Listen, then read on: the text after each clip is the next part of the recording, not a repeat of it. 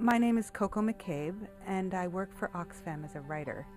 In 2006, I traveled to Darfur with photographer Eva-Lotta Jansson to see the work that Oxfam is doing in response to the conflict that erupted 10 years ago and that's still driving people from their homes. Most of the people in the camps were farmers once. Returning to their homes was a dream, something that would be hard to imagine without peace and security. This has become an iconic photo for Oxfam. It's so full of life, and it shows that in this bleak environment, there is water.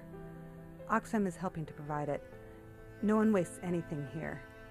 These girls would take a bottle and use the top as a funnel, so every drop of water would make it into their jug.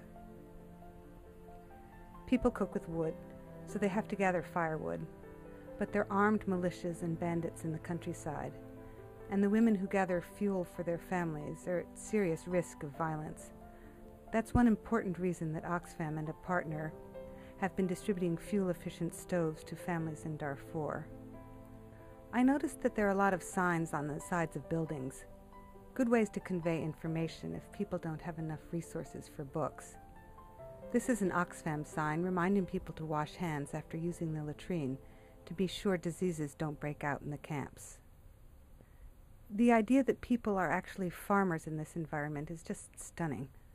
I keep thinking about climate change, how it's going to make everything so much more difficult for people who are already on the edge.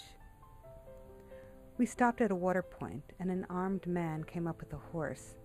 The mood changed so fast, and people started darting off. We could feel the fear. We were in a truck one day, and we drove into a village that was absolutely deserted. It was so eerily quiet. It felt like we were being watched. I thought, so this is what it's like to live in a totally insecure place. This village seemed to be fairly intact. These guys were blacksmiths.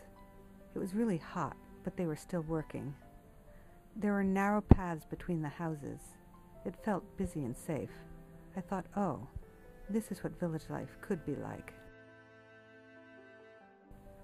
These were new arrivals. We entered into their midst.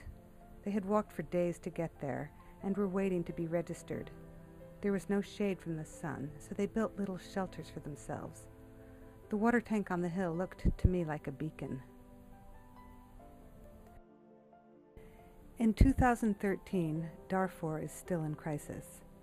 The emergency has slipped from the headlines, but the needs are still there, and so is Oxfam.